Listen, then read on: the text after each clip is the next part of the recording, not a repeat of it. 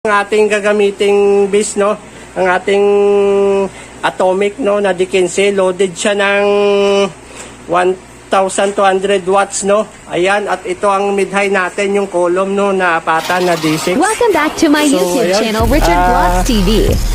Naka-ready Please to subscribe sound YouTube check na channel. tayo, Thank mga you for paps, no. watching. Naka-on na yan lahat. Don't forget follow, like, and share Facebook page.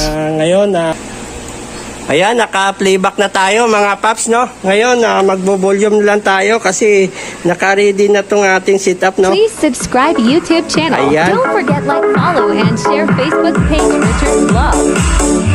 Like and share.